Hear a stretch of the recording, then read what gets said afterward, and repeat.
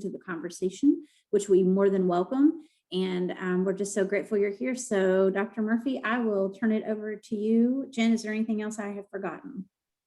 Nope, we got it. Great to see everyone. Well, good morning, everyone, and welcome back. I hope the nice weather extends all the way throughout the Commonwealth. I have to be honest, I'm very selective in what parts of the map I look at right now. So our agenda today starts with a brief recap of the last meeting. And I just want to echo Amanda's comments as far as appreciation for your contributions, but also the extent to which you all are contributing. And that really came forward in the parking lot document that we had, and the fact that not just that day were you all on that document brain dumping and saying, here are all the things and the excitement that we haven't necessarily tapped as a state, but you were doing it for days after. And so we're going to leave some sort of document like that up. So as these kinds of items cross your brain, you can absolutely put them forward and that sort of thing. I am doing one of those Zoom moments where I have lost my agenda amongst the many screens that are open. Is someone able to pop the agenda onto our screen for us this morning?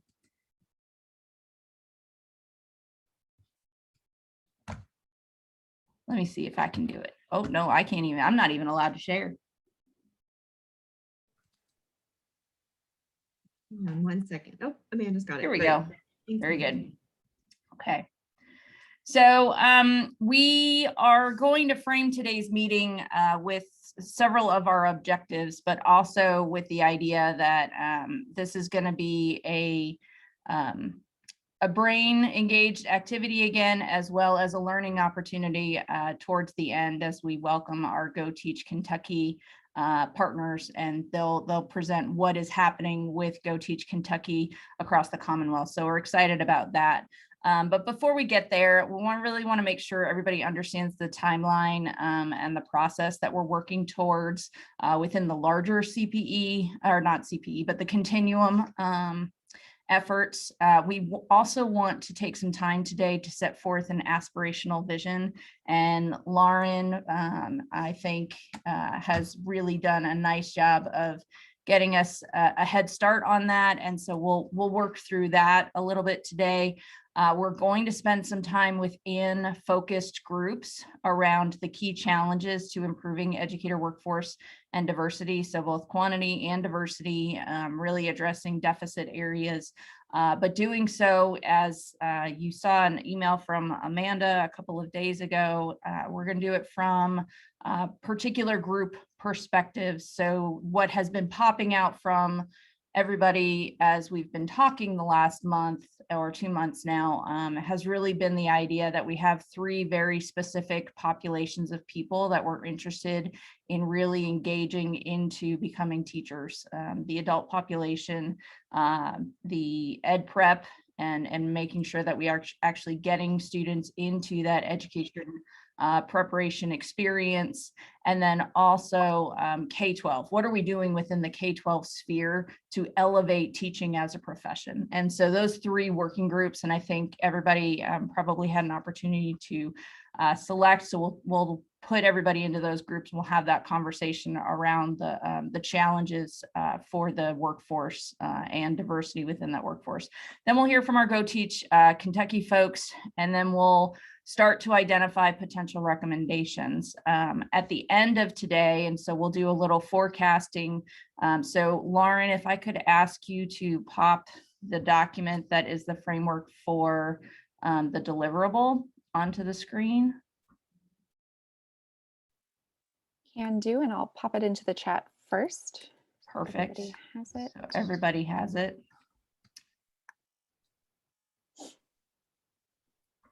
All right, so this is the first deliverable that our work group has back to the Continuum. So the next Continuum meeting is on June 23rd.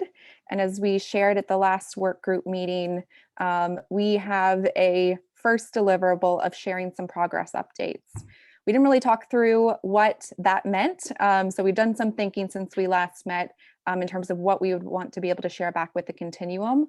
All three of the work groups are following a similar format for what they're going to share back, so we can see some consistency across all three groups. That said, this also is our document. We can feel free to shape it, adjust it as our kind of conversations move forward if this organization doesn't feel right.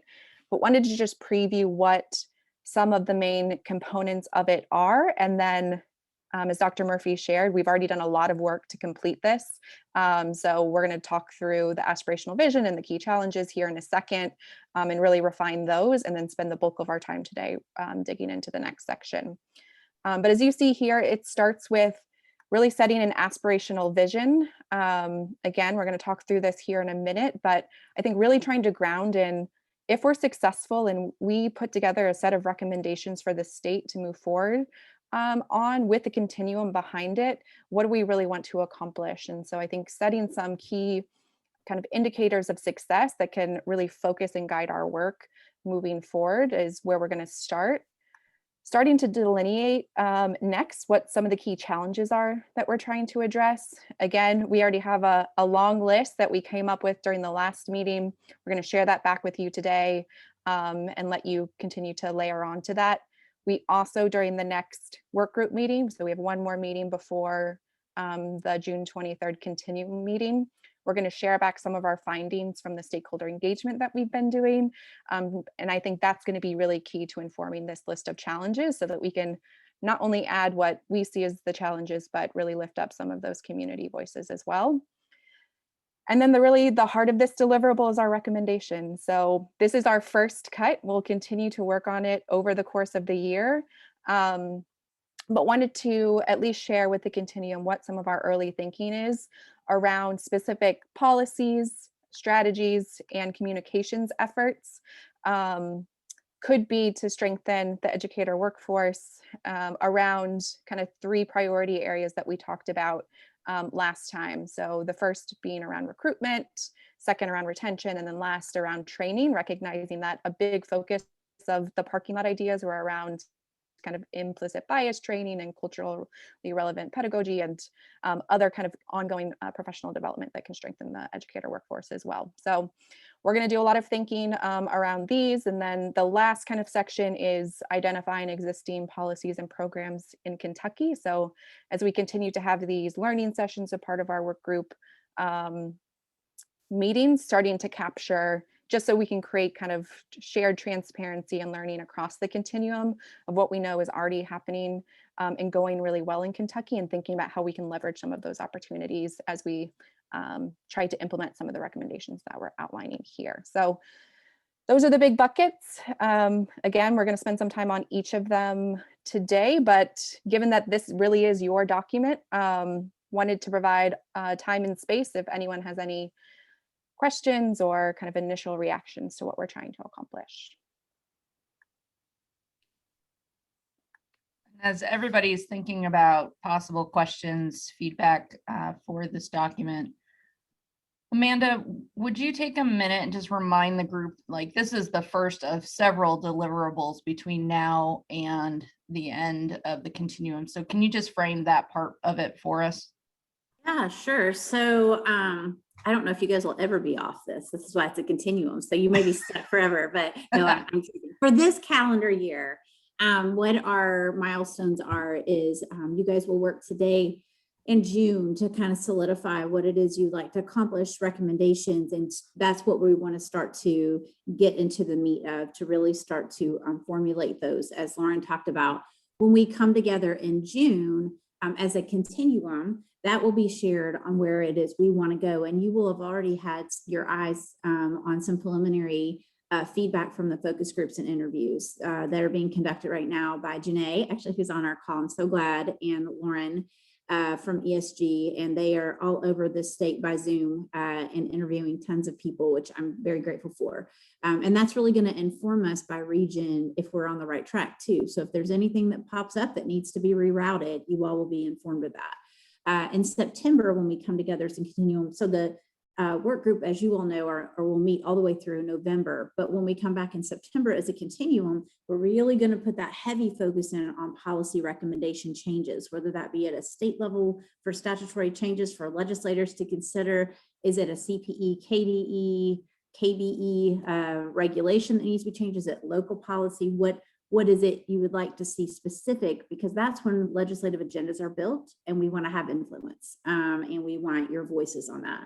And then when we come together as a continuum again in December, we're going to be able to share out the work that has occurred and what goes on moving forward. So my hope is that it doesn't end, it just continues to build momentum around the work of this group and the actions around that. And so this is just like your input are absolutely essential for us moving forward. And we're really breaking it down, as Lauren had, in that policy, strategy, and communication, because we're also asking for funding and seeking grants to be able to do this work and to get support for this work moving forward. And it is very powerful when a collective voice comes together to support that. So really appreciate, like I said, your time and input, because this is where we're moving. So hopefully, Dr. Murphy, that kind of gives a big picture view that Absolutely. we do envision. Absolutely. And I think that's one of the things that's just, it's important for us as a working group to make sure that we maintain that big picture vision, but have a good sense as to what our steps are for today and what that purpose of this first deliverable is. So as everyone's looking at the structure of, and thank you, Amanda, you always articulate that so well, which is why I'm like, hey, tap, shoulder, tap. So anyway, so Lauren, if we want to put the deliverable back on the screen for everybody, or if everybody's checked in, and does anybody have any feedback, questions, or thoughts about the structure of the deliverable?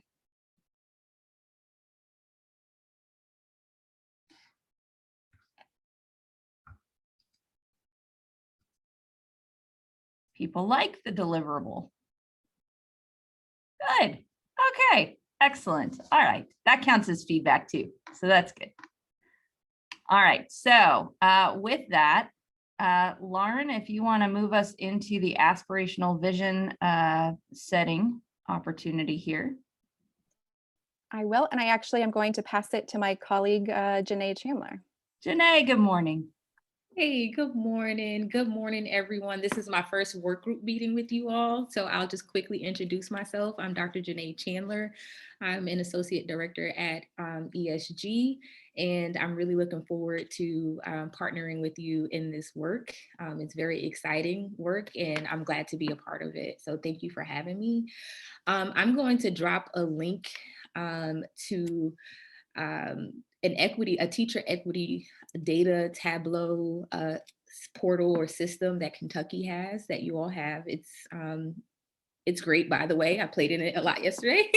And so a lot of the work that this work group is going to be focused on is centered on how do we get our high schoolers or our students interested in a career in education, right? Starting early, getting them prepped for that career field. The second piece is going to be around retaining and recruiting college students who are enrolled in teacher ed prep programs. And then the last phase that you saw was around adults, right? How do we recruit adults to come into our schools? And it is really important for us to kind of, as a group, have tools to help us really make data-informed decisions and recommendations that we can present to the leadership at the conclusion of this work. Well, not the conclusion, it will continue because we are a continuum, right? So, but we want you to really have informed input and strategies so that they are realistic and unique to particular regions of Kentucky, right? And so maybe a grow your own program might not be beneficial in a particular area. Maybe it might need to focus on out-of-state recruitment. Who knows? So, but it's important for us to understand the dynamics of the region in the area.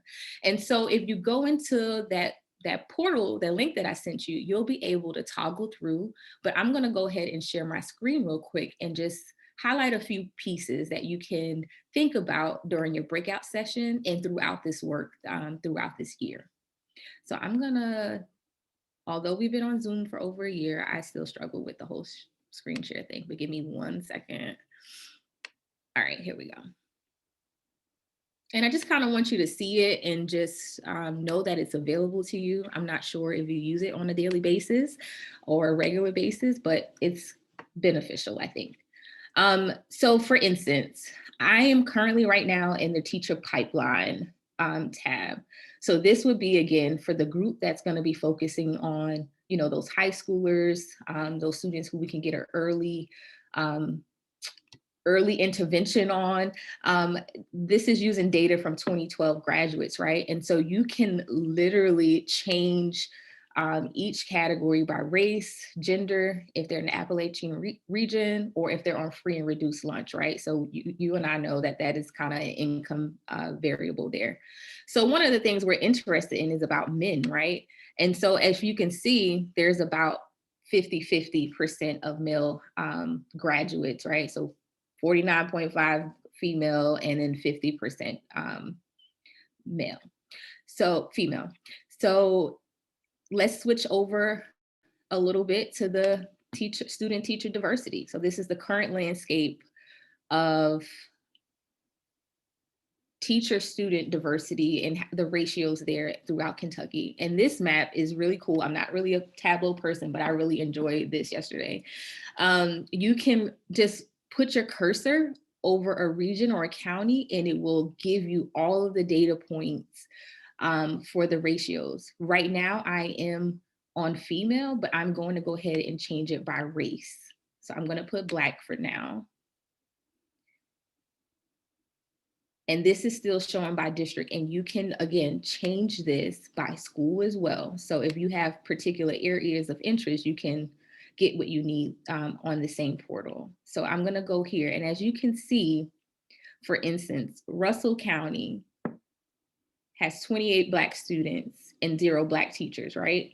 So again, back to that note that I dropped, what is good for this? What's a good intervention for this area, right? It may look very different from what we see here, where there are 218 Black students, right? And 1 Black teacher, right?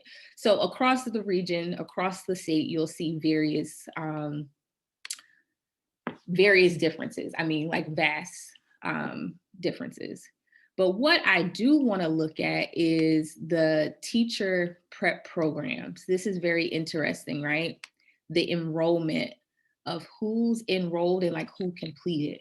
So this is going to be really good for this particular group. So I'm just going to show who completed for the sake of time. No, actually, I'm going to go to who, and I'll go back to who's enrolled because I want you to see the drop off there. So as you can see, we have to scroll all the way down because most of them are female, right, that completed the program. But if you go down here, you'll see that 18% of our teacher prep graduates were male, okay? So that gives you the perception there. And I'm just gonna switch to race real quick.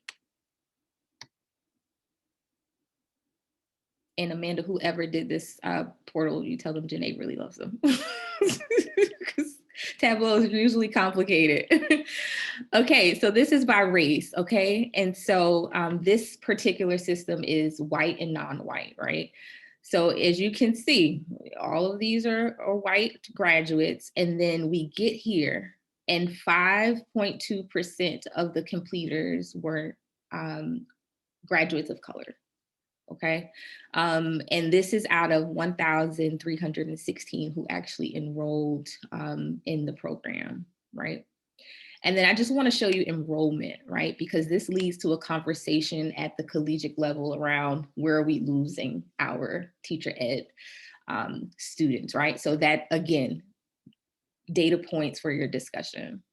So as you can see, more students of color actually enrolled in the program, right? And so we had just a little bit more, about 6%, right, that enrolled in the teacher prep programs, but we lost a few. And so how do we retain the few that we do have? So you all have access to some really good data here. And stop share. And I just really want you to know that it's available to you. And I'm just curious if anyone had any initial thoughts or reactions about this data.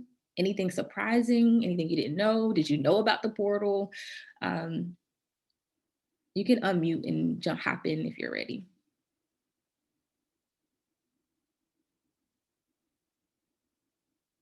Any? Oh, come on. This is Lisa. I actually wasn't surprised in working in Western Kentucky with like Paducah Tillman High School's predominantly African-American students, and very few of those ever indicate to us as we're working with them in their senior year that they want to go into education. While McCracken County has a different student population, there are more students there, seniors there this year that have indicated, surprisingly, that they want to go into education. So when I asked them that, as we're working with them in early enrollment, it's a teacher that has helped them get through COVID. So I think that we have a very limited timeline right now to reach out to non-white students and target in on somebody that's helped them through COVID.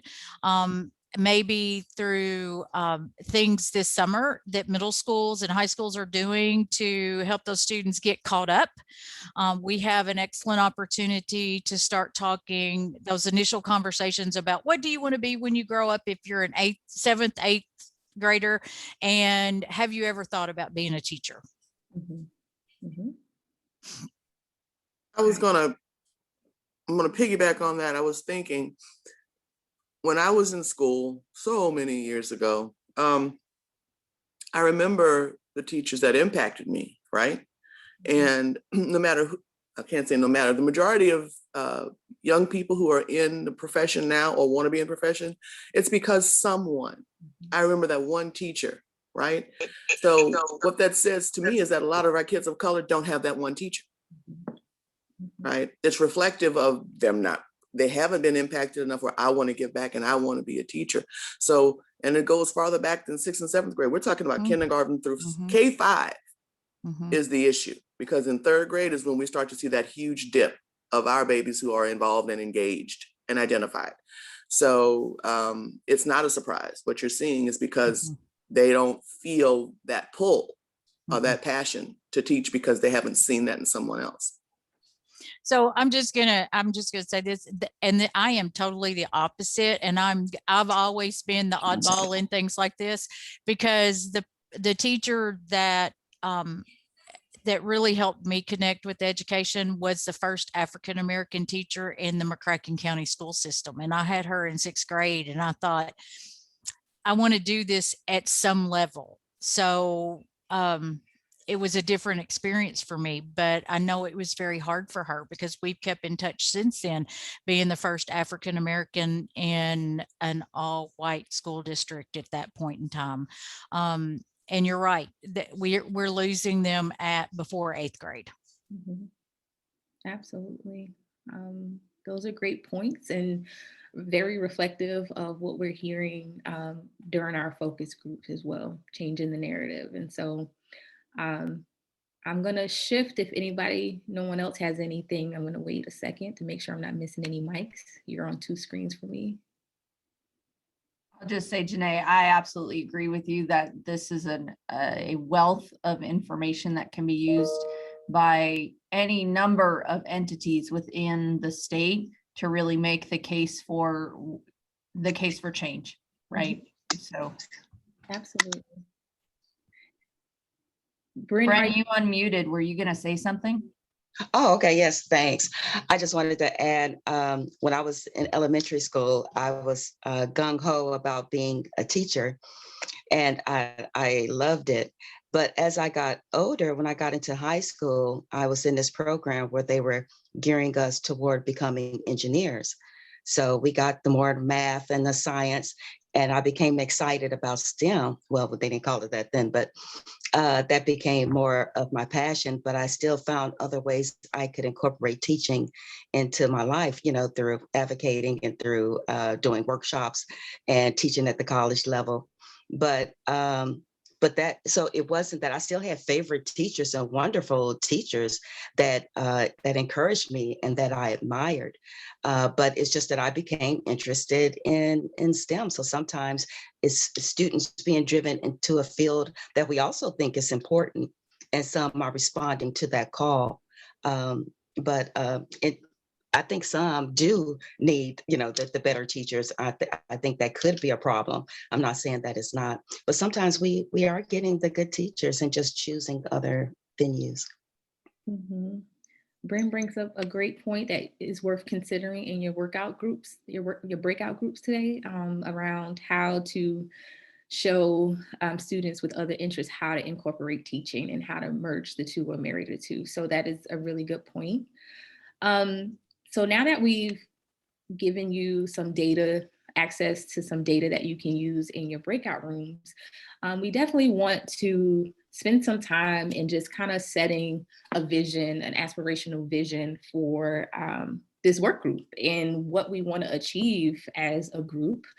And so I put a link to a draft. This is a draft. It is your work group. So we do want your input. We want your feedback. You are, I believe, able to type into the document, but take a moment. I'll give you a few moments just to look at some of the draft language that Lauren prepared for us, and let us know your thoughts about it. Is it reflective of what you think we need to address? Are these visions and goals that you can stand by? If there's anything missing, please let us know, and we can work on it. And again, I think you can just edit, but I'm going to share my screen and go through them real quick with you. And let's make sure they're up, and let's click share. I'm so used to two screens, y'all, bear with me, sorry. All right. Here we go. Okay. So for those who might be on the phone or anything, the draft language reads as follows. As members of the work group, we believe that Kentucky should create a teaching workforce that is more diverse and culturally responsive to the educational needs of all students and communities in the Commonwealth. The second is improve the perception of the teaching profession as a fulfilling, highly valuable career option. Provide multiple pathways for individuals at various stages of their education and career to seamlessly enter the teaching profession. And last, increase the retention of educators, particularly educators of color and those serving diverse communities. And as you have ideas, you can drop them in the chat, make a note in the document, or just unmute yourself. And Lauren and I will take notes.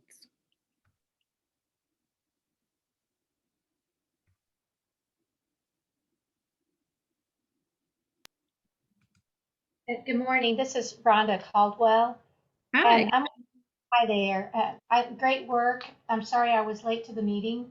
I'm reading the draft aspirational vision and as well as the key challenges. Mhm. But I'm wondering if we might consider a aspiration that's to that teachers will work in I don't have the right words yet, but a space where they are well respected, they are well compensated for the teaching and learning that they provide. I'm trying to get at salary, and because that's the number one thing that students tell me, whether they're college or high school, they have other opportunities today. And so salary is one of the challenges. And then the working conditions are what are pushing many of our teachers out. And working conditions are not only what is inside the school, what comes inside the school, but also society around us. And so uplifting the profession, bringing respect to it, but also honoring it through salary and honoring it through working conditions where they are, I'm going to say, use the word safe. Mm-hmm. I would need to fit that statement, but that's just, coming out in this moment. Mm-hmm. So,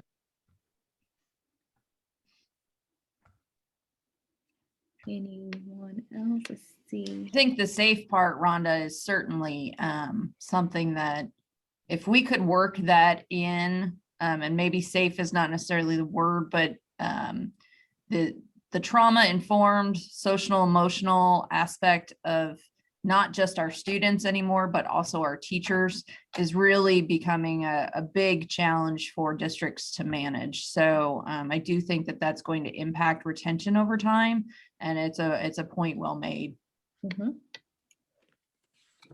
I've bolded that part so we can make sure we revisit it and kind of incorporate that as well. I had actually a couple different comments.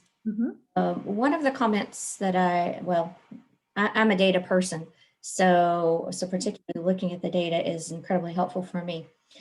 I'm looking at this from kind of a twofold issue. Number one, I mean, we've got the workforce, we've got the training of the workforce. That's one issue that we're tackling. But also there's the informational point. I mean, looking at, for example, administrators in districts. I mean, many of us didn't really know what the statistics were before seeing the tableau today. I'm sure administrators don't necessarily have, they may have the data, but haven't necessarily looked at it or delved into it as much and know what the issues are in their own particular communities. And so I think just making sure that there's awareness of what the need is. I mean, we know what the need is. We wouldn't be here if we didn't know what the need was, and we wouldn't have have come to this point and come to this group to participate. But the data is out there, and really, I guess, sharing it with those that are making those hiring decisions and that are providing crucial cultural elements to building culture within school districts and schools. So I don't think Kentucky really knows what the need is, or they know what it is and they've put blinders onto it. And somehow highlighting that. My challenge to that is, of course, they know, because if they look at the demography of their schools, then they know what the need is. So when we talk about those blinders, this is about preference, this is about implicit bias, and this is about not believing that when we tell you that any kid can learn, we believe that, but representation also matters, right? And it's one of the bullet points I just put under key challenges. The assumption that the nice white, blonde-haired, blue-eyed kids who went through the teacher program are the only ones who deserve these prime positions and can make a difference in these children's lives. So it's not that they don't know. It's what they perceive to be a concern or not be a concern.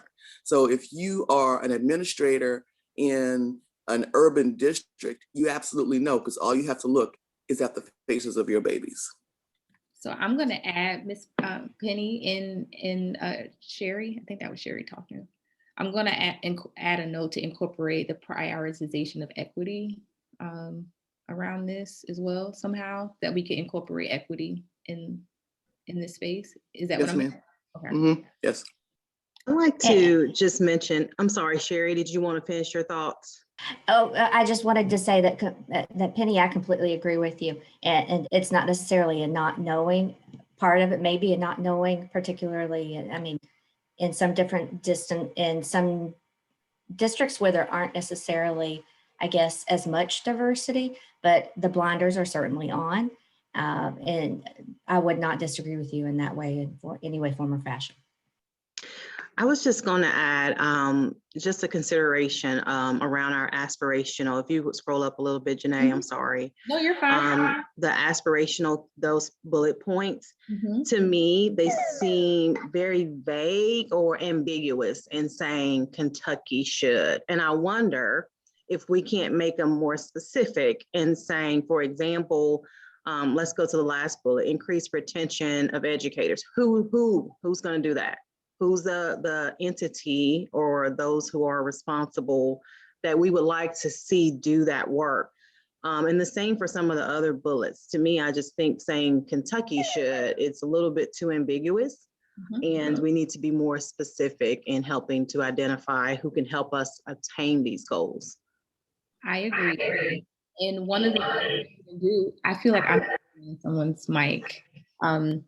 So one of the things that I would like for you all to do is we'll leave this document accessible, and maybe within your work groups or on your free time, just kind of revisit and add some suggestions, maybe within the week, maybe, and Lauren and I can have something ready back up for you. But this is your aspiration, so please make sure that you put in what you have. I try to notate everything I can, but in your work groups, if things arise, you have access to this document to add and customize it. It belongs to this group, not ESG, but we want you to have all of your voice centered and highlighted in this work. And so I'm just going to show some of the key challenges that came out from some of the previous discussions. And actually, before you do that, Janae, if I could jump in there, I just want to focus a little bit on Dr. Matthews' comments, specifically in, I think, Dr. Matthews, what you've identified is actually one of our key challenges, is the idea that we need to assign responsibility to the who, why, what, and where to get these things done. So in addition to adding that up top in some way, shape, or form, I would offer that we identify that as a key challenge, because as Amanda has said several times, and Jennifer as well, we want specific things that can be done after this, right? And in order to do that, I always think back to CPR training. You know, they always teach you in CPR training that you have to identify the who very specifically. You can't just say, hey, somebody call 911. Like, you literally have to say, you with the red shirt.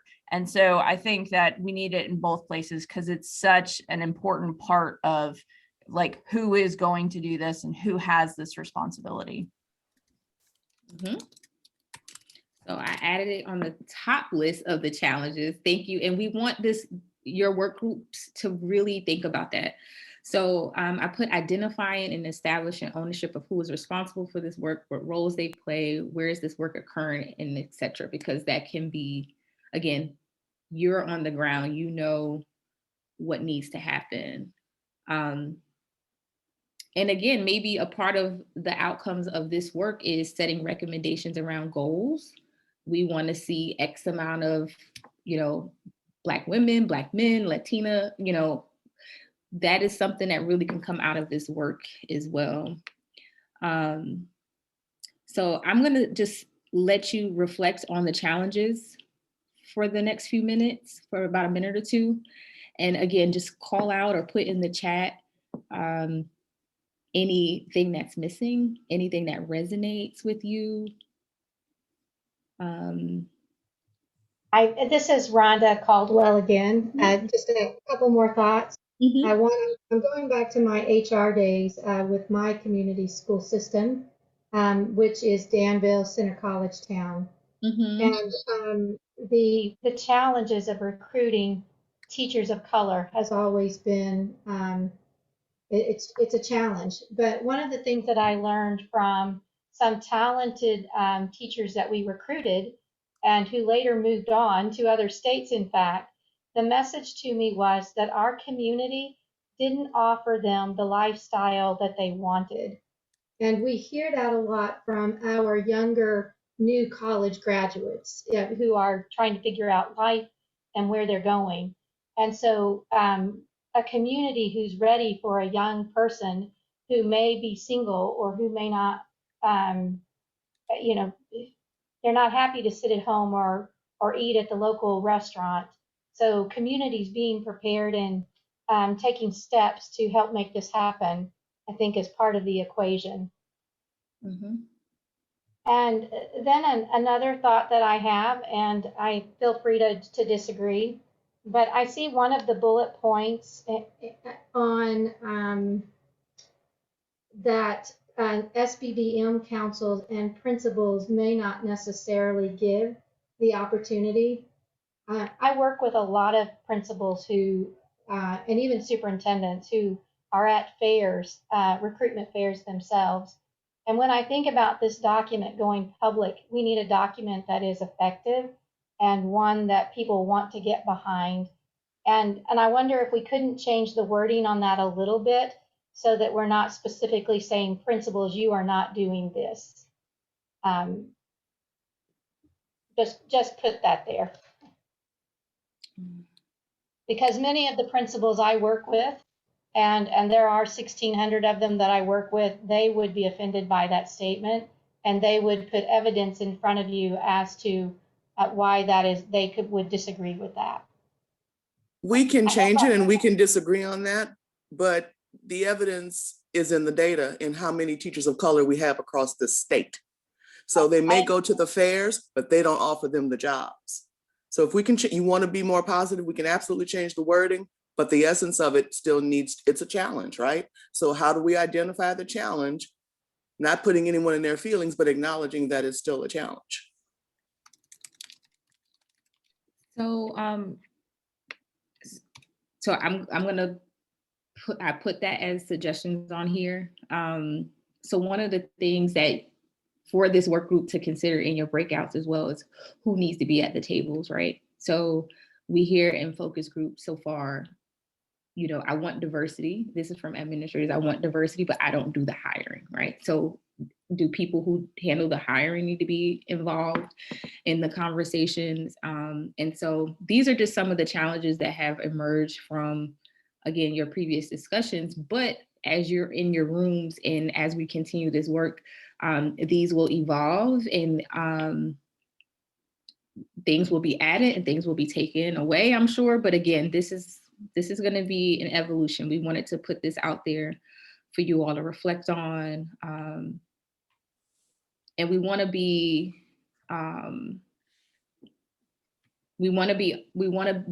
honest so that we can develop really good recommendations around what needs to happen to make sure all students and teachers have access to be successful in Kentucky.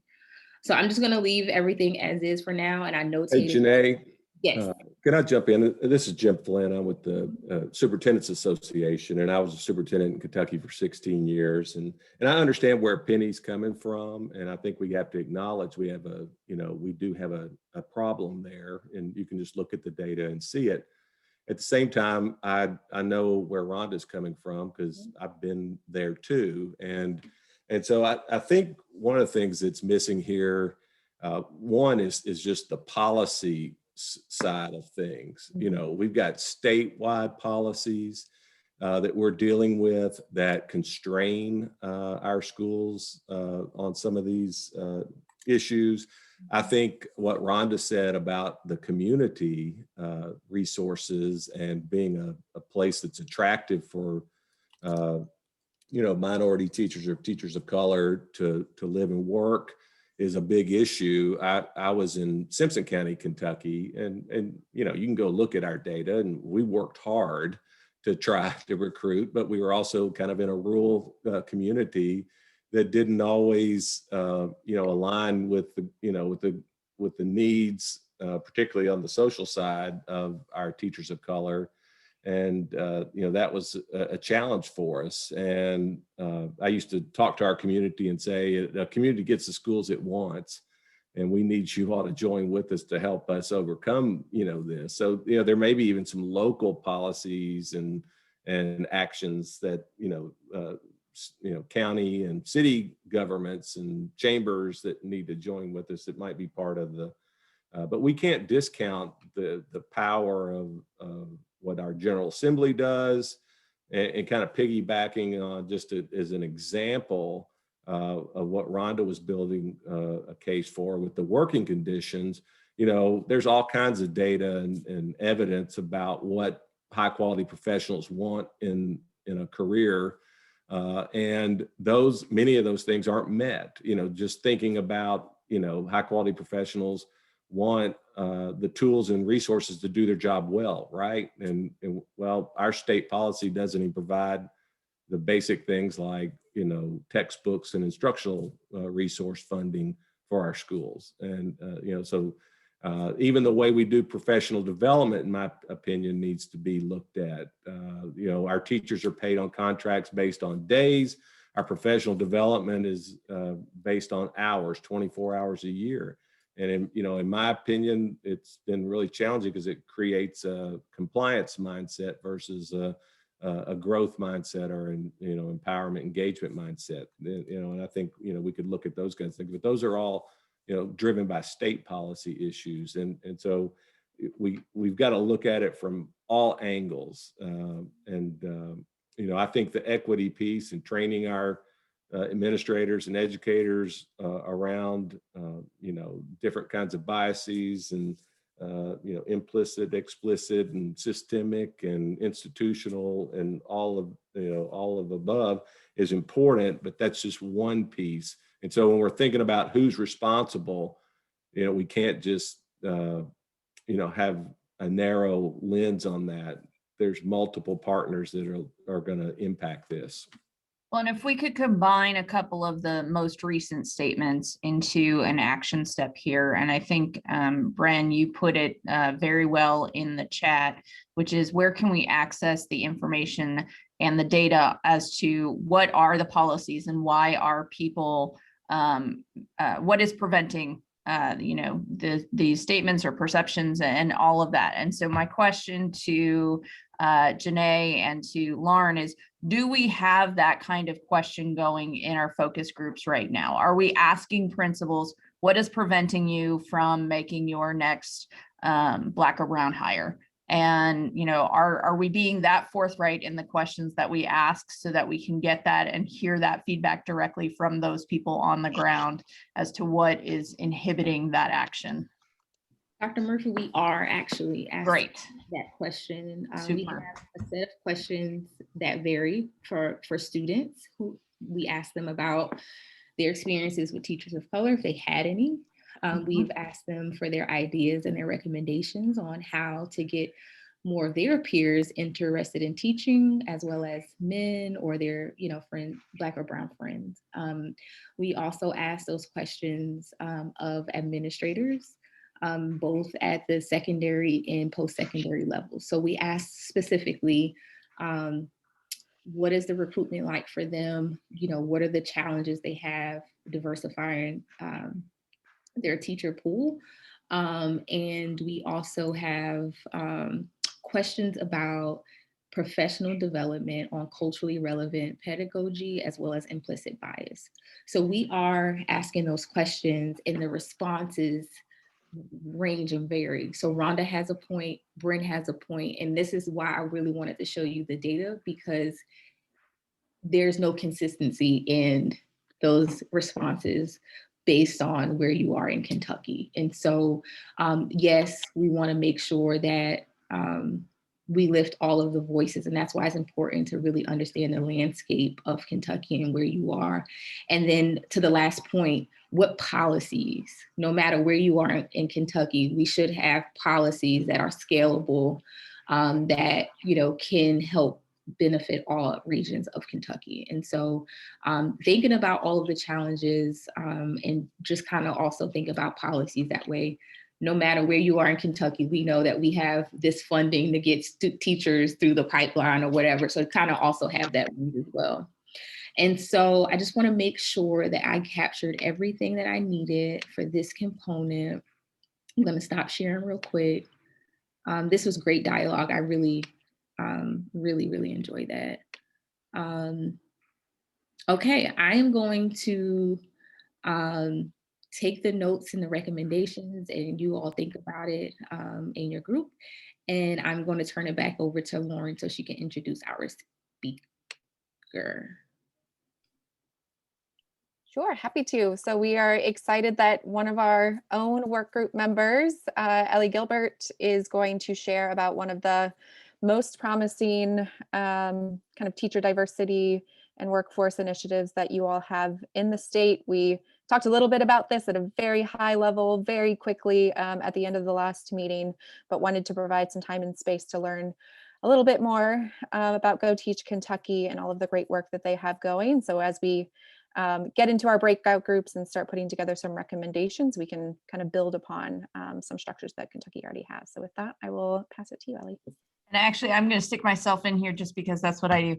Sorry, Ellie, like 2 seconds. So one of the things that I would like to ask all of you as peers and colleagues is that based off of the conversation that we just had and this particular moment in time, and as we enter into what hopefully is a stronger form of the aspirational vision for the group, if there are questions that you think that we should specifically be asking the focus groups that have not yet come up in topic but are sitting on your brain in some way, shape, or form, please use that aspirational vision document right now as an ongoing, here's a question we need to ask that would serve to inform our vision, and make sure that that's in the work groups. We probably have a couple more days of giving Lauren and Janae some additional questions for those work groups. Is that right, Lauren and Janae? I'm kind of making that moment up in time. Sort of not. Okay. The sooner the better. The sooner the better. but- But yeah, if there's anything today or Monday that you all are like, we haven't asked this question and we need to be asking this question, stick it on the document. We'll try to get the information for everybody before the next round. But I just didn't want to leave that moment without saying that. So with that, Ellie, thank you so much. I've enjoyed your presentation when you shared it with the deans, and I think this group is really going to benefit from everything that you all have to say. Okay, well, I think maybe, am I sharing my screen now? I'm also like, no matter how many times I do this, I forget how I'm supposed to be sharing my screen. So I think maybe, there we go. So I'm Ellie Gilbert. I am the communications consultant in the Kentucky Department of Education's Division of Educator Development and Recruitment. And one of our primary charges is to run this Go Teach KY campaign, which was initiated in 2019, slightly before I came on board, but I've jumped on with that. I really love this visual of the cycle of teacher recruitment. I feel like it's like jumping rope, and you have to figure out a place to jump in, and any of these places to jump in are great places. So all the different parts are really significant. Recruitment, of course, we can talk about that all day, but if we recruit and we do a poor job in preparation, then we failed there too. Induction is really important. Retention, of course, is important. And if we retain our teachers, they will grow their own colleagues. So it's all a very nice cycle when it works together. And so we know that all of those pieces are important in what we do. I want to talk a little bit about how we try to communicate the message. We do have a website, Go Teach KY. There's no www, so it's just goteachky.com. We have lots of different little tools hidden, and I'll walk you through some of those here in just a minute. But basically, the mission that we have is to recruit and retain quality teachers for every student in the state of Kentucky. We want to see the best possible teacher in every classroom that we can place there. And so we know that the burden of that falls upon everyone in the education world. And so we've tried to delineate the things on our website so that no matter where you are in your journey, you can find something that will help you to become a teacher or to encourage others to become a teacher. So we do have it kind of broken into 3 different primary places: high school students, college students, and career changers. One of our very most important parts of our strategy is our social media, and we are pretty much everywhere. We're on Instagram, Facebook, and Twitter, and a lot of what we focus on our social media is elevating the profession and showing people that teaching is fun, it's challenging, it's rewarding, it's exciting, it's everything that you could want in a career. So we really try to keep the message very positive.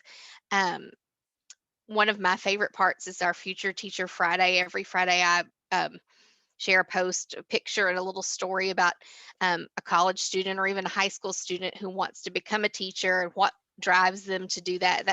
Those get a lot of engagement because everybody's very excited to see those young, happy faces. We also profile different teachers in the field.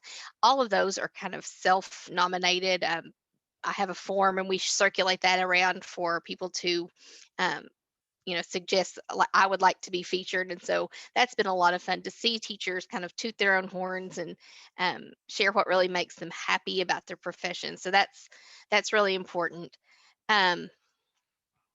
Another important leg of this is our Go Teach KY teacher ambassadors. These are all classroom teachers across the state of Kentucky. We have 31 this year, I think. Last year was our first year with them, and I think we had 9 or 10, and now we have 31. So I'm not really sure what our goal for next year, what our ideal number is, but we want to get them. We try to get them from different places across the state.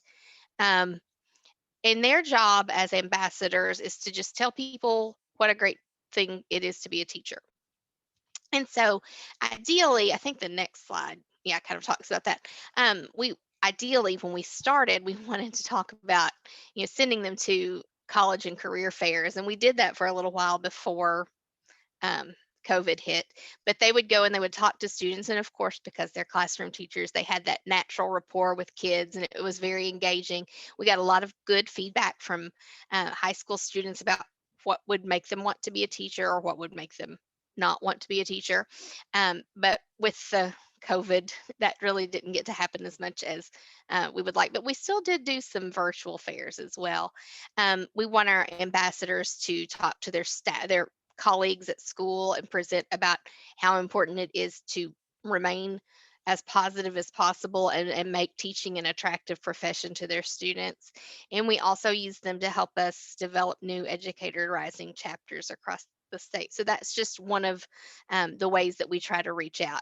We have not yet turned away an applicant who wanted to be an ambassador. So hopefully it will become so competitive that we'll have to have a really challenging process to vet them. But to this point, we've just accepted all of the folks who want to come and share about how much they love teaching. This is, I think, the bread and butter of what we do. John Pays is our office's guru of Grow Your Own, and it's really got 3 different segments to it. The teaching and learning career pathway is something that any school in Kentucky can do, any high school. 4 courses are in the pathway, and as long as they are, I think the requirement is that the teacher has a master's degree and a few years of experience. Any teacher that's in that school can teach those classes. So we want to get kids in the teaching and learning pathway. And then what goes hand in hand with that is membership in Educators Rising, which is, it used to be Future Educators of America. It's affiliated with PDK International, and it's our state organization for career and technical ed. And my kids are part of it at their school, and it's been really positive. There's lots of great resources for them, lots of competitions, things like that. We had a virtual competition last year and this year, so hopefully next year we'll get to go in person. And then we also have our college chapters. I'm not sure how many of those we have across the state, but I know like Western, Murray, Bellarmine, Campbellsville, maybe some more, but we have a few of those across the state as well. So this is really an inexpensive and easy way to recruit teachers, and it's something that we would like to see every school do. This next slide has a map of where we have either Educators Rising or teaching and learning pathway, or both present. There's a key that I can't remember what's what. I think the ones with stars on them have both. The ones that are dots have teaching and learning pathways, and the ones that have check marks have Educators Rising chapters. But I think if you look at this map, you can kind of begin to see where our Grow Your Own deserts are. Look at Eastern Kentucky. We have like 2 there. Western Kentucky has a few, but that sort of area between Central and Western Kentucky is pretty bare as well. But we are working really hard to recruit more chapters and more teachers to have the pathways in their schools. And we think both of them need to go together. They work really well together. Our teachers, we've put together a group of teachers in Kentucky schools who teach career and the career pathway program, and they have put together this repository of lessons that they share with other educators rising teaching and learning pathway schools. So the materials are there, and we've tried to make it as easy to implement as we can. So hopefully we'll see the next map that I could show you would be, we have our little dots everywhere. So that's been a really exciting part of what we do. Why I think Grow Your Own makes sense is that more than 60% of America's teachers work within 20 miles of where they went to high school. And I think that's just tells you that, you know, you have your future colleagues sitting in the seats in your classroom. We talked about, I do think that we will have to continue addressing why people don't want to stay in certain communities, but we know that we want the best teachers for our kids in the future, and who would be better than the kids we're teaching today. And teenagers do crave impact. They love to know that they're making a difference. And so getting to participate in that in high school is really important for them. This quote from a student in Whitley County, we always like to share this because it really does address why Educators Rising is important, an important component. I joined my school's chapter during the beginning of my junior year, and I only participated because some of my friends had joined. I mean, that's typical teenager. But soon it transformed my perception of the value of teaching. And I'll be forever thankful to Educators Rising for helping me discover my life's purpose. And that's what we want to do as teachers. And this is a very impactful way to get that accomplished. In the program, there's a requirement for scholarly study and clinical experience as well. Students get actual classroom experience teaching lessons. They really do get a taste of what it's like to be a teacher. And then they are also part of a community of learners across the state and across the country. Educators Rising does have, they have some really great things for the students. They have some micro-credentialing that focus on cultural competence, a lot of social justice and advocacy within the program, and teaching high school students to take that back to their classrooms and share it with their peers. So we really, if you have contact with anyone who wants to start this in their school, we would really encourage that.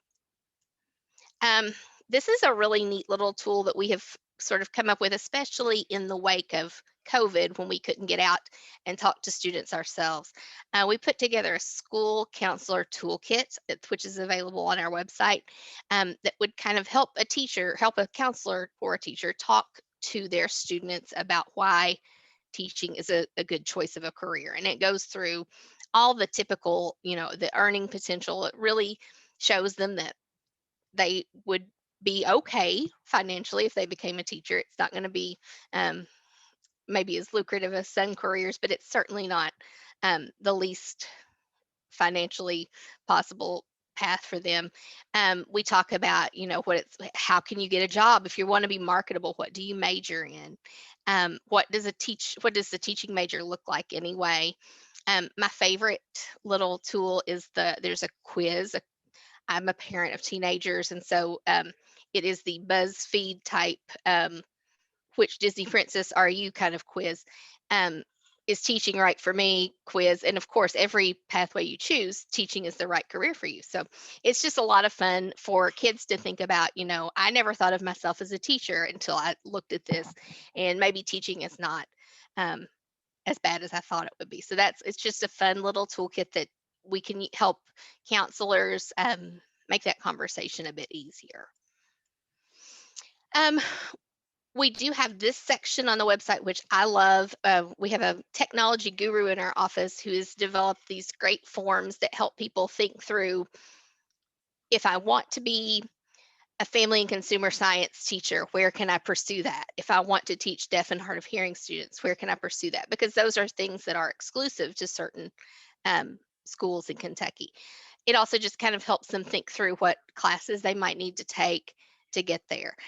That's a great form. And then we have a form for career changers. And for some reason, we've seen a huge uptick in the last couple of weeks of people completing this form. that they kind of input, I want to be a teacher. I have a bachelor's degree and I have worked in this field for this long. What's my best career path? And it kind of guides them through. I think the next slide kind of talks about all those different pathways, but it helps them to know which pathway might be the best for them. So those are really great tools for people to use if we can get them in their hands. We do in Kentucky, by statute, have 8 alternative pathways, although I think option 3 might have just expired and we don't have that at this point anymore. But it sounds like a lot of opportunities to become a teacher if you are already in one career and want to change.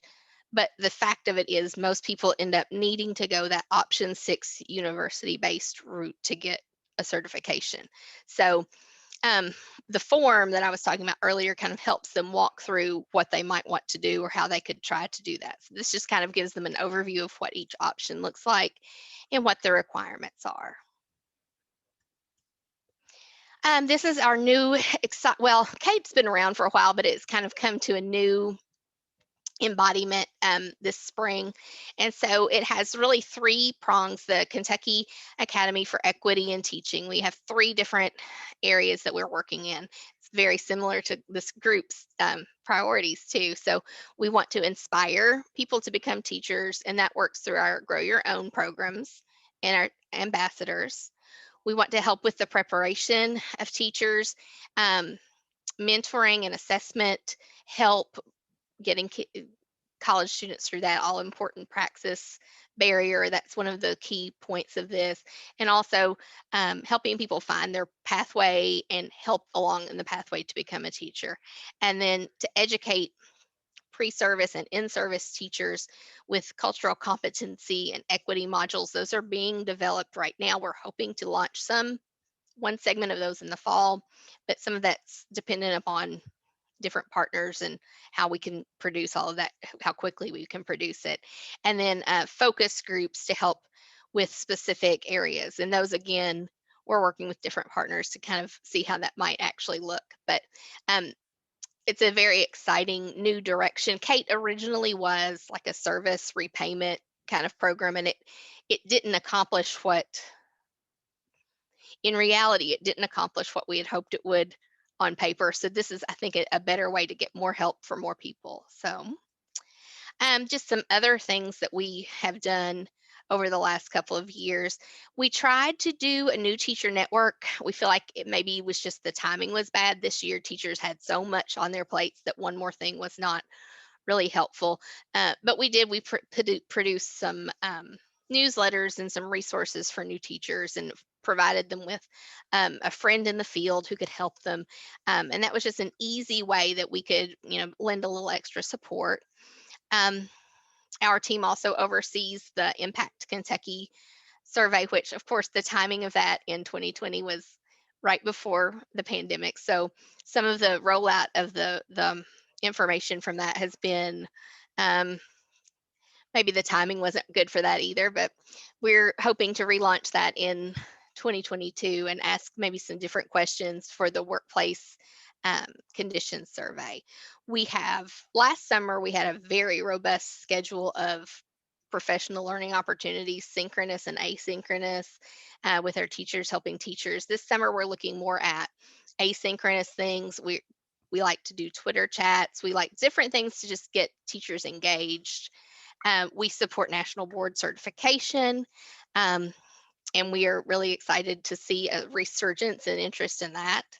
And this year we have brought out a podcast, which I think this week will be our 20th episode, where we interview different teachers from across the state and talk to them about why they teach, and they share their stories.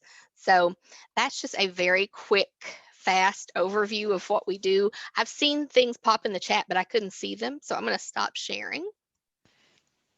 Hey, Ellie, this is Erin. I'm on here too. I've been trying to do some posting in the chat as well. Yeah, I couldn't. I was like, I can't see that. So so Erin is with us, and she's the assistant director in our division, and she knows far more about most of this than I do. No, Ellie is our expert. She did a wonderful job. I apologize for being late. I was so glad to be able to catch the end of her presentation here. Thanks for having us. And I see the question about 43,000 educators. So, and previously, if you're familiar with the TEL survey, this is our new vendor. The previous vendor, New Teacher Center that hosted the TEL survey, no longer offered that. So we had to find a new vendor, which was Panorama Education. And we had that first round of Impact Kentucky, which was the new survey name, but it's still that working conditions survey. And I will put the link to that. Any educator in Kentucky is welcome to fill out a request form for the complete data set. So they've got a really nice data platform that you can explore. You just have to fill out a registration form, and I'll put that link in here as well. I think the only other question was related to the demographics of your ambassadors. Yeah, so I did put the link to the ambassadors webpage. I did not put a space in between them, so that first link was incorrect, but there's the second link, and you can see all of our ambassadors, and if you click on their pictures, you can read their profiles. So we have a decent representation of gender and certainly content area. We have ambassadors that have a variety of different backgrounds. We even have language diversity and nationality diversity.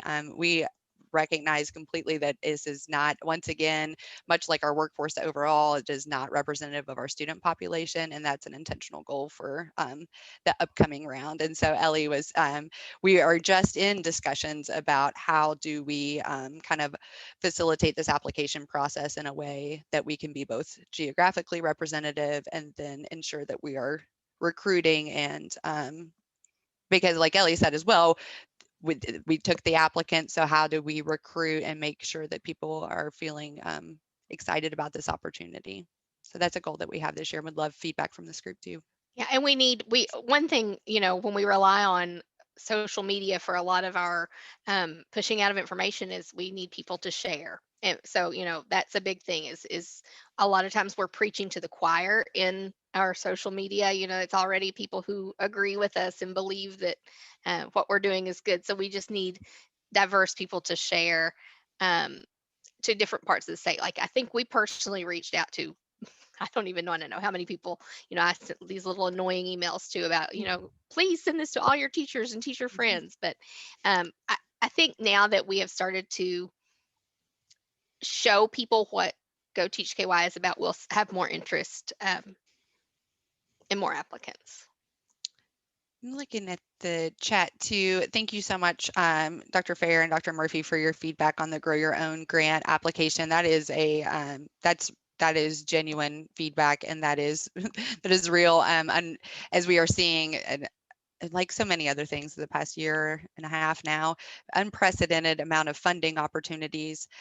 So that tends to be like, well, if we had money, we could. And so the Grow Your Own grant, and I think that this is really a beauty of the new iteration of Kate, like Ellie described, rather than just confining these dollars to individual loans to people who happen to apply, but how can we break this funding out and kind of provide a myriad of supports?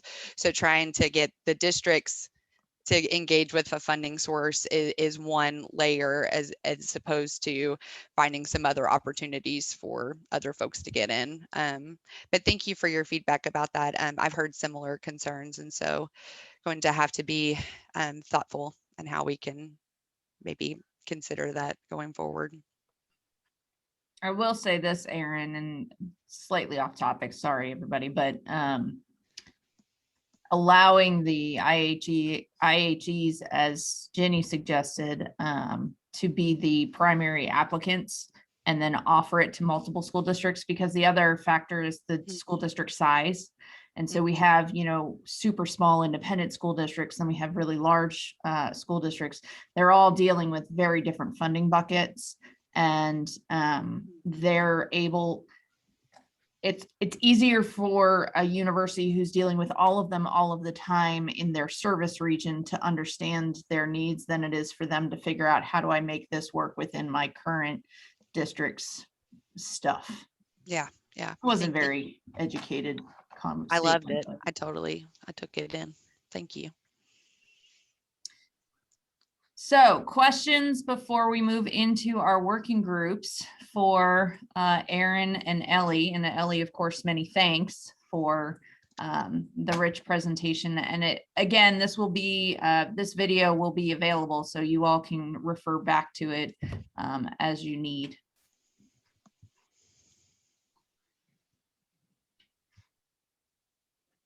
Okay, well. Ellie, real quick, Corinne. Hi, Jim. Hey, first, thank you all so much for what you're doing to get the word out on this. And I think, you know, we all need to do our part in retweeting and liking and helping you all spread the message.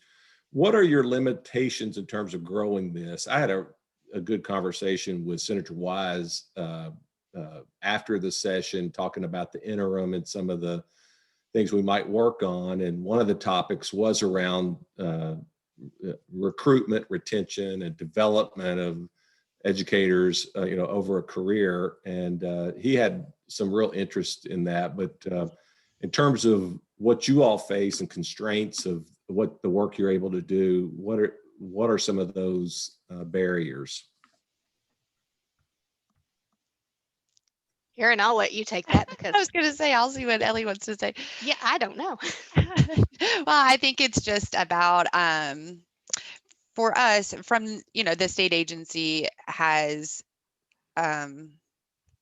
both reach and limitation in reach, because I think that at the local district level, we are several layers removed from what's happening in classrooms and the lived experiences of teachers. Although we were all teachers, it's disingenuous to pretend like we are in that environment right now. So I think it's recognizing just how far from the classroom we are. And so then how can we then build bridges between the co-ops, between the K groups, between students, between all of these different pieces that we're able to kind of see differently? How can we help make sure that we're helping kind of connect dots that are already existing and doing great work?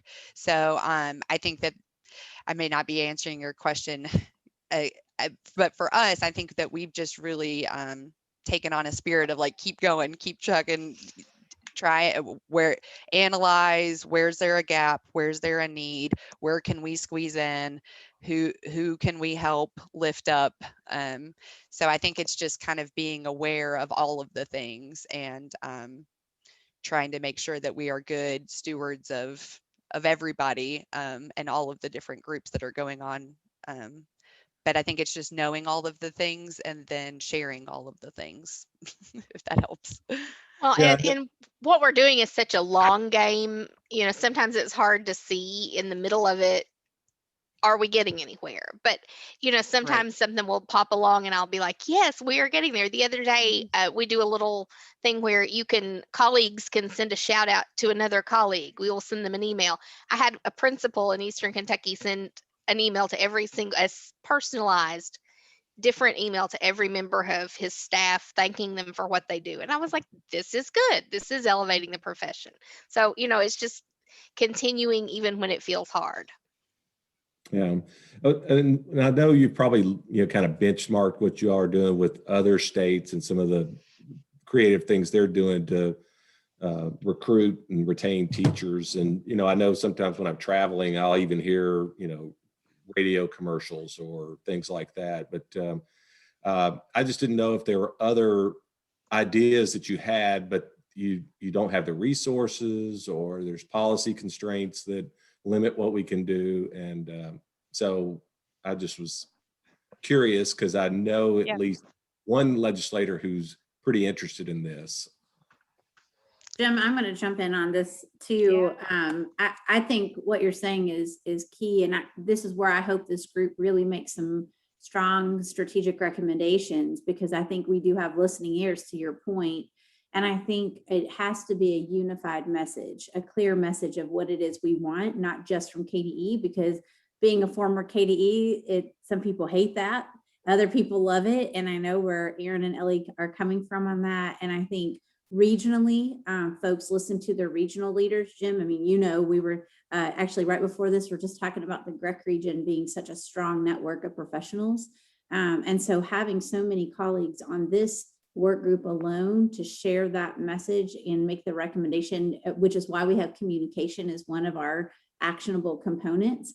To your point, what is it that we need to do to really elevate this, to help elevate the work that's already taking place? And even in some regions in our state have made this a priority, or even some of our larger districts, to learn from the strategy. So my hope is that this is going to be elevated, so it's not just KDE carrying the torch, but it is, or individual universities with their efforts, but it is a unified effort about these are the things we're doing, and being much more strategic about the audiences collectively of how we can help spread and scale this work. So don't mean to jump in, but I think you're hitting on it exactly what I'm hopeful of this group.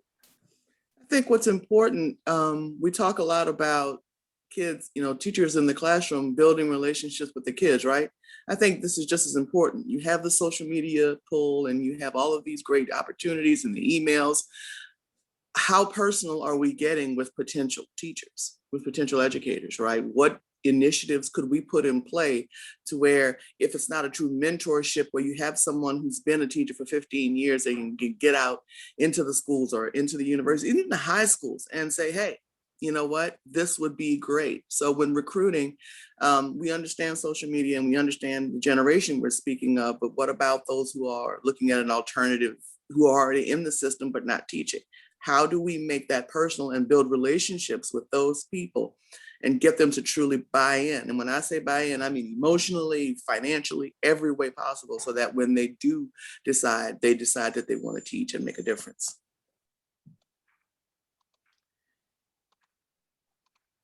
I think that I think that we get often caught up in our own world, and we forget that everybody out there is suffering from this very same thing. And so I think also, rather than just look within, we could look at the private sector and see those folks who have been successful in diversifying their workforce and see how that happened. Because the bottom line is, people who are looking for a job are looking for the same things. Whether they go into teaching or whether they go into engineering or whether they go into the restaurant business.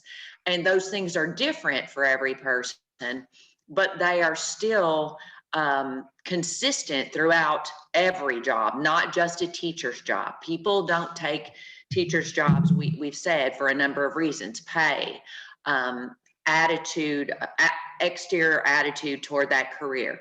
Other careers suffer the very same thing, and other employers are going through the very same thing. So look to those other private sector employers who have had great success in diversification and see what they did right. I just put a link to the 2020 OSEP, which is the federal special education office out of U.S. Department of Ed. Their summit was on attract, prepare, and retaining teachers. And exactly to your point, the first day they had someone from the culinary field. The second day they had a speaker from nursing, and then the third day was it says that they were a co-founder and CEO of startup Voyager, and I think that was more of a finance field, but it was exactly that same thought process, that what are other fields doing. And so the point about culinary was really interesting on how they had flipped the notion that really media and TV shows have flipped the idea of what a chef is and what that looks like. And it's become, through these different shows and these competition shows, that it's become this cool field, and how much of a uptick that had to the profession. And then with the nursing, they really spoke a lot about how nursing is kind of a self run world that nurses lead nursing boards, great nurses are great nurse trainers.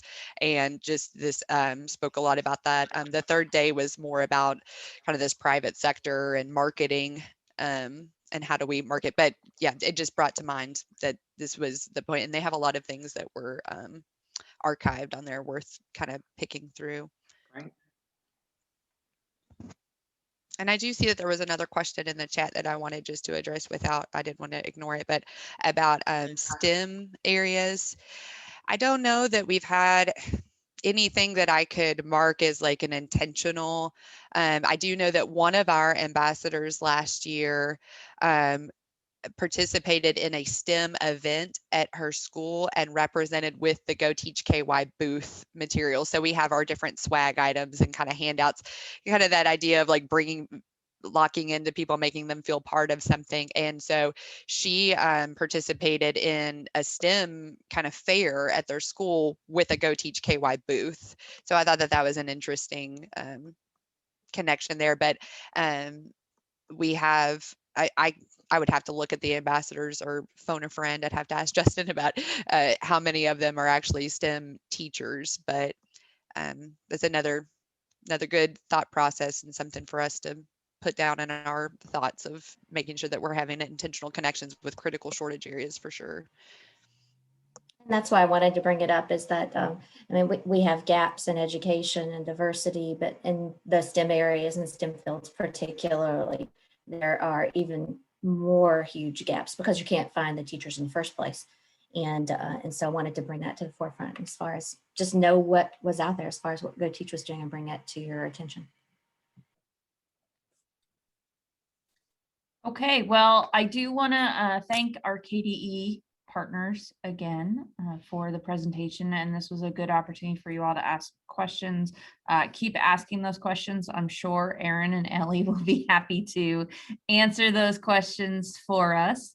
And I think it will move into our targeted groups so that we can have some very specific conversations. Again, brainstorming, brain dumping, and I don't know who's leading these groups. Lauren. Yep. So Dr. Murphy, you are going to be with Amanda. You guys are going to be talking about the role that K-12 districts and schools can play in this effort. Janae is going to be with Jennifer.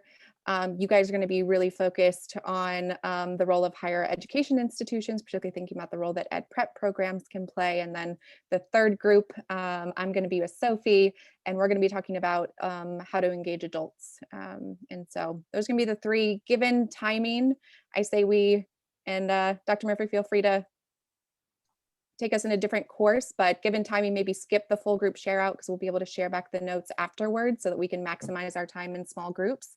So it looks like we should have about 25 minutes that we could spend having those conversations, and then we'll come back together, close out with next steps. Perfect adjustment to the agenda. Thanks, Lauren.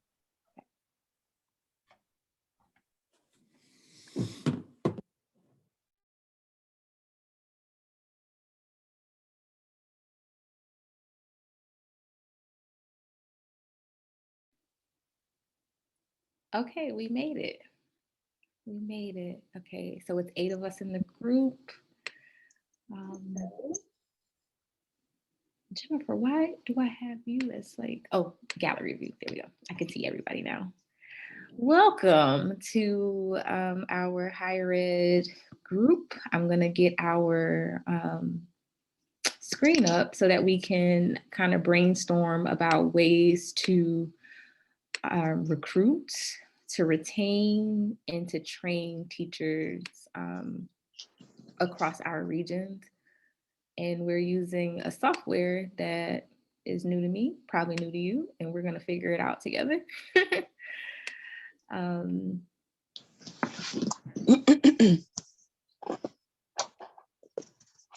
So basically what we're trying to do is just get your thoughts and ideas so that we can fill in that deliverable at the end. But again, this will be evolving. So where did this come from? Okay. So here's the prompt that we're going to use today to kind of guide our discussion, and we'll just spend a few minutes on recruitment, retention, and training. So just think about ways or what policies, strategies, or communications can support higher education, educator prep programs, and improving educator development. These were my test driver ones, so please ignore them. Please leave the CTE one up if you don't mind. No, Okay. I don't mind. Hi, Dallas Kratzer. I work veteran issues for the Kentucky Commission on Military Affairs, and I want to go back and address what Aaron was talking about. Aaron, we're trying to set up a system to introduce transitioning service members to potential teaching positions, and it's coming along quite well. And in doing that, we've also found that cybersecurity is the area, or computer science is the area that we're going to work on. And I've been talking with Sherry McGuffin about that, and I've made a connection with the Air Force Junior ROTC program, and they are looking at funding some training for computer science instructors at schools that have Junior Air Force ROTC programs, which there are 14 in Kentucky, and we may be able to get involved on that. So on the recruiting initiative, we're going through a program called Skill Bridge, where transitioning service members would be able to do an internship at a school or school district to shadow an instructor to see what it's like to be a computer science instructor in a school. The great thing about this is the military had the Skill Bridge program. They're still on active duty. They're still drawing their military paycheck. They're still drawing their health care. So it makes it very easy for us to do this. We just don't know what kind of population we're going to have. But if we can reach those instructors, potential instructors that have a tie to Kentucky, then it's bonus. And I'm going to reach out to Aaron and ask more about what we might be able to do. If this is successful for the cyber side, then we can easily expand this into other CTE areas and increase the opportunity of instructors because of their skill from their military service. Okay, now I'm going to step off my soapbox. You're fine. I'm going to add military. So Aaron, I'm sorry I cut you off. Yeah. No, you're fine. I will be happy to connect with you about that. And honorable discharge from military service or veterans is one of the quickest alternative pathways to teacher certification. So we can do that pretty quickly. And Norma Andrade, who works in the certification branch, is just, she is also a veteran and just a wonderful champion for the program. So lots of ability to support in that. Right. I'm working with Jody Adams and what she's done with the military transition to CTE opportunities. Wonderful. We will be able to draw from across the entire military once we get this set up.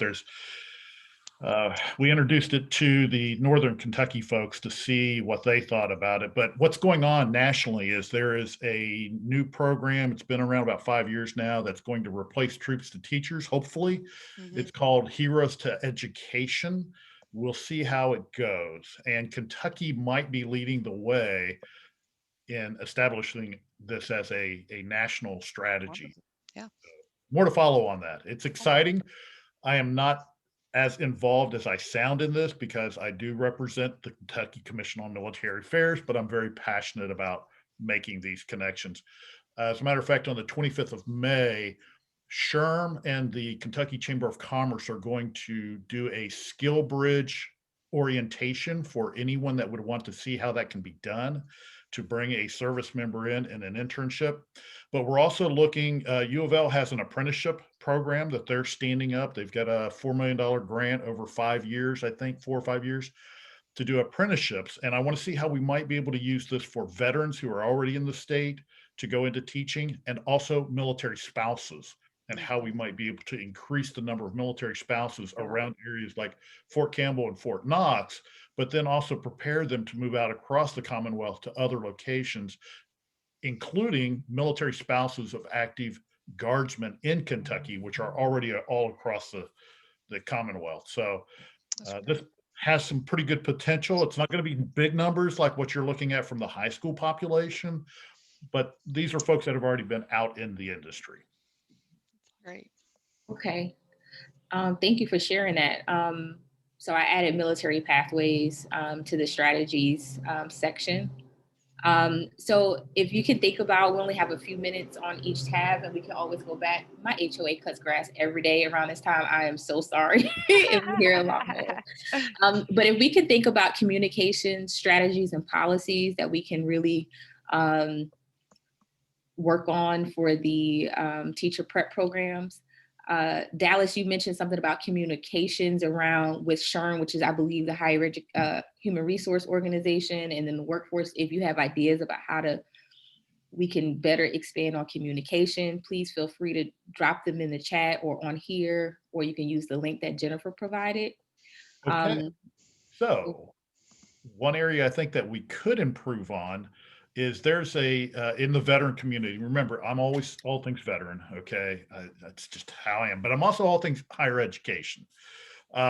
There's a program out there called Psych Armor, and it is to help military civilian sectors to understand the military community better, both in the military and out of the military folks. So they focus on employers and educators on how better to understand the military. And this might be another way to start communicating how we can engage veterans in higher education or in secondary education here in Kentucky. Okay. And it's free. Free.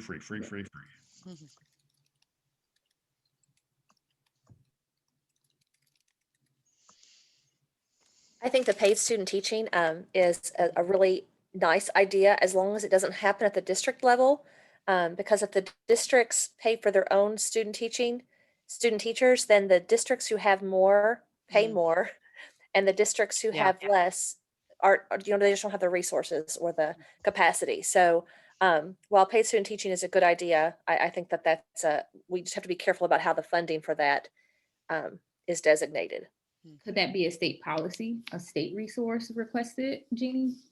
I mean, I would definitely prefer that over having the districts, because again, you'll see significant inequities. Right. That's a great point. I'm thinking about the communication aspect and just the primary focus of like Educators Rising, for example, and who, can tout like that 51% of their student membership are students of color.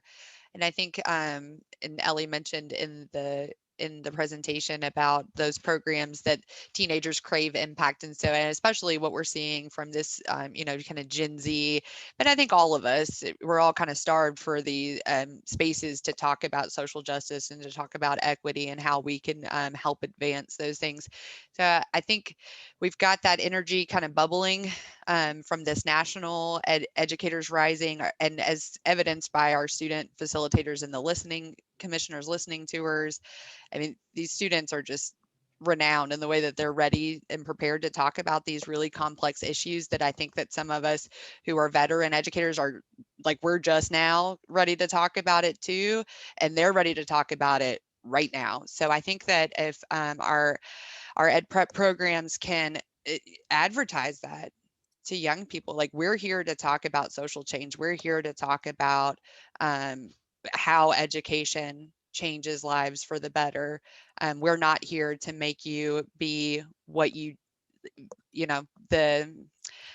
kind of the myth of what you think a teacher is based on your experiences so far, but we're here to disrupt the status quo. I think that we need to kind of market that to young people and anybody, career changers. I think that that's something that we should actively be selling. Okay. Awesome. So that there's space for what they believe, cultural relevance, social justice. I definitely hear that. Anything else on recruitment? And again, we can come back. I just want to make sure we get stuff for all of the areas. And a lot of this ties into retention, to be quite honest. So at the end, I'll probably drag some of this down as well. But any ideas about retention, thinking about the policies and practice, practices from admission to completion of these programs. Before we move from communication, can we, one point, okay. And Aaron, you hit on that a little bit, and I think it's the career changers. 75% of our current college students are post-traditional. So we really need to look at how are we going to engage adults or people who have already had some kind of career, but they're ready to change and move into a new area of career. And the FTE is a great potential, but the greater number are the post-traditional, those what we used to call non-traditional students. It's a greater population that we could easily reach, I think, and we need to, because then they're going to bring not only increased opportunities for teachers because of the number, but the experience, the life experience that is so incredibly valuable in that. And they have a little bit more flexibility on doing a student teaching in other areas, not just in the big communities. Just a little thought there. How will we engage the non-traditional student?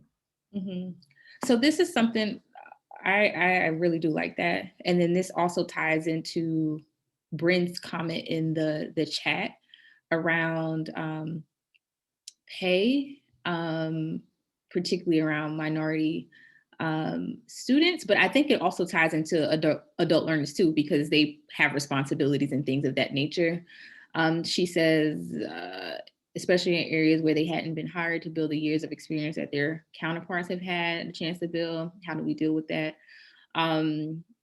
So another point that pay is important, and maybe communication, and this might tie into a retention policy, is like the student loan debt disparity between minority college students and their white peers. And so if there's a policy or a way where they can get some tuition assistance, maybe that might help, because I would imagine if you had a ton of student loan debt and you're looking at the pay, that might be something as well. So I think that's a really good point for, thank you for bringing it up, Ms. Martin, and tying it together with the adult learners.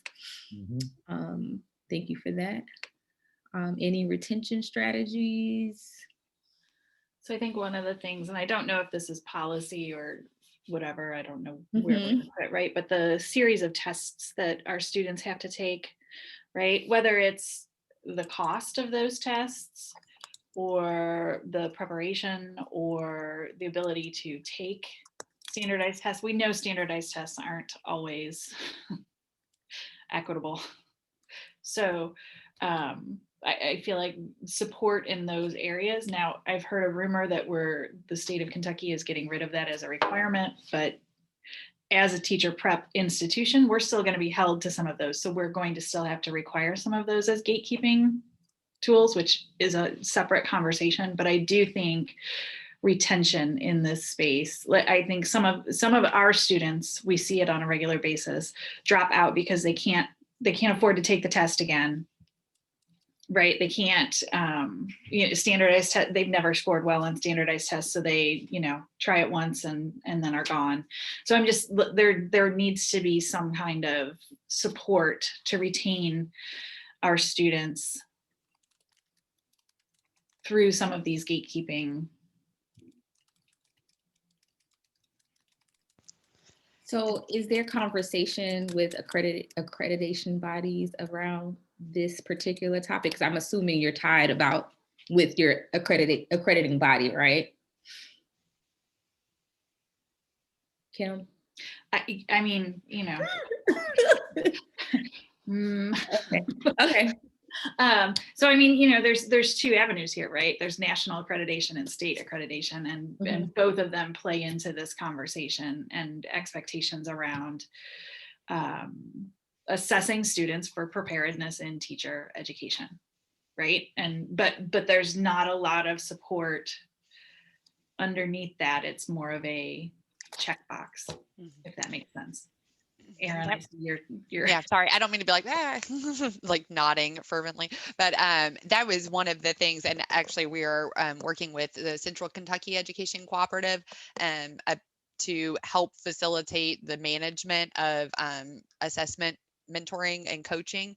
So when Kate was this service repayable award, and to Ellie's point earlier, we weren't getting the students that we hoped to get because one of the requirements was you already had to be admitted to an EPP, which was problematic because we don't have a diverse population of students in the EPP.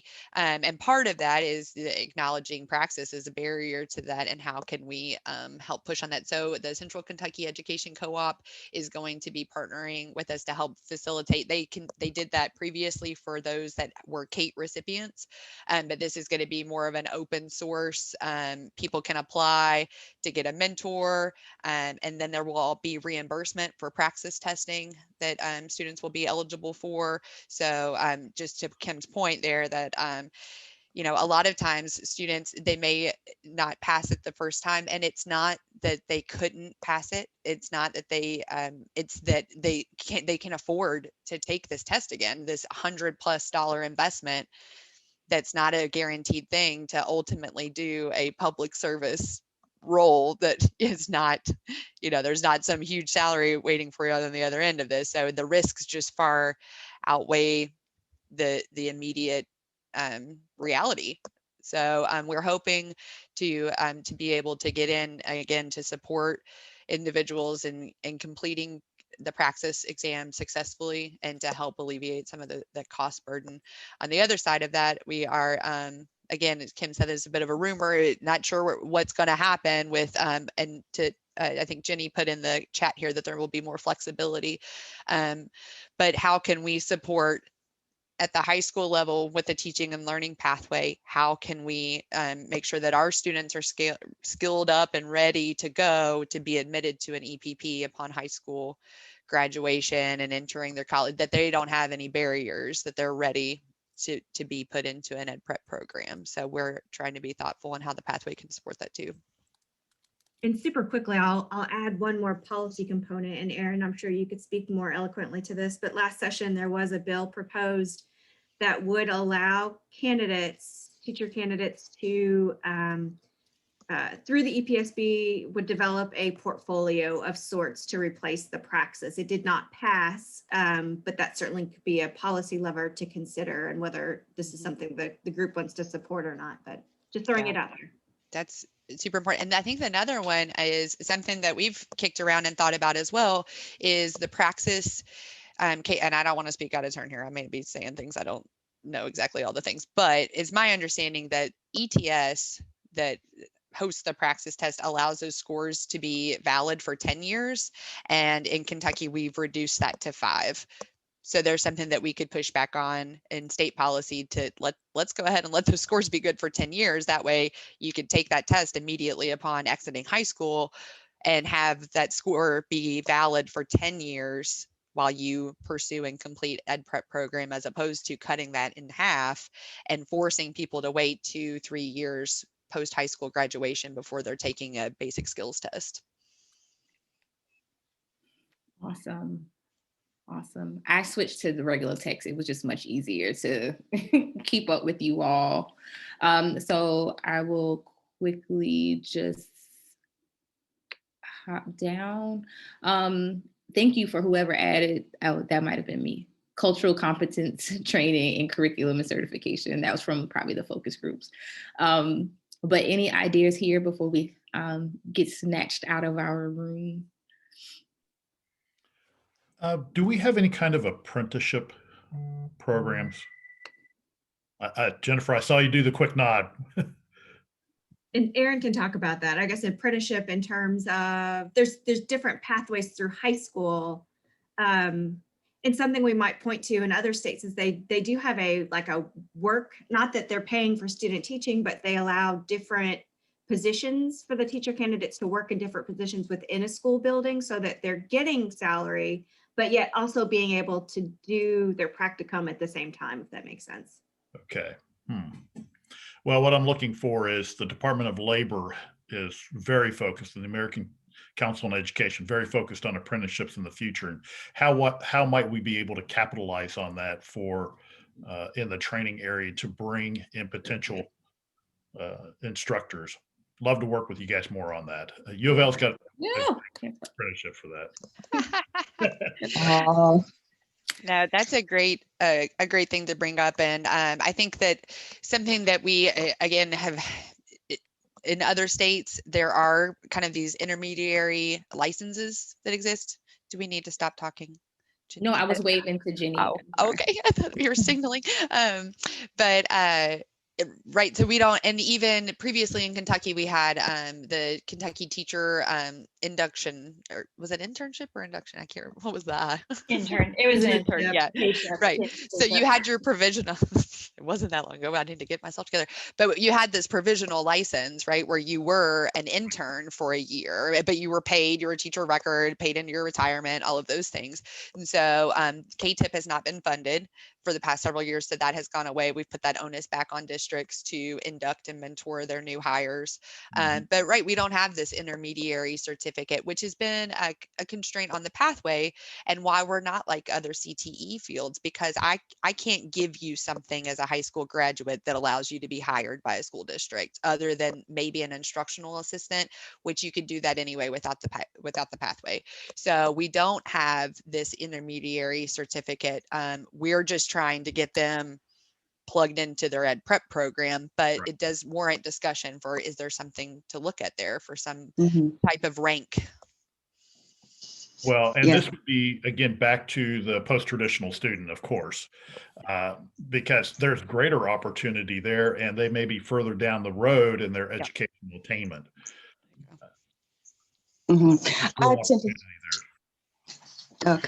I attended some wonderful conferences on apprenticeships in Kentucky. They were in Louisville, and I don't recall the specific ones they had for education, but they had, of course, I think STEM was a big driver, and but also getting kids to get in and get some hands-ons dealing with all kinds of the new technologies. So I'm sure, you know, it wouldn't be that much more difficult because they have like the work study type programs and things like that. So it seemed like it shouldn't be that much of a twist to have some of those to just target, you know, teachers, like you said, some of the shadowing opportunities and that kind of thing. Sure. Also, the Chamber of Commerce is doing something, I forget what it's called. I sat in on that. What is it called? Bus to Learn or something like that. I'll get your link on it. But that would be maybe a good partnership to have where they include people interested in education and trying to link that better. Yeah. Yeah, and Dallas, I tend to think in the high school, because I stay so thoughtful about the TL pathway and Ed Rising, but you're so, and you know, not that the career changers aren't really important, and you're right.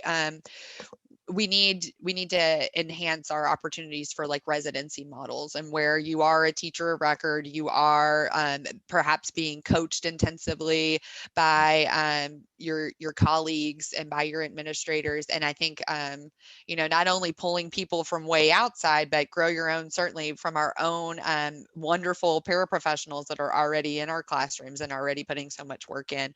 And how can we take those individuals and get them in a position where they're a teacher of record, they are gaining payments towards their retirement system, you know, out of the local county system into the state teacher system, and how can we help drive that too? So thank you for pushing back on my high school centric thought. I'm going to push a little bit on the high school thing too, because, you know, we want to include those students who go through those kinds of programs in our teacher prep, but there's also a maturity level.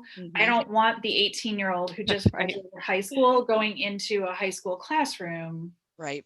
Like there's a, I don't know what to call that.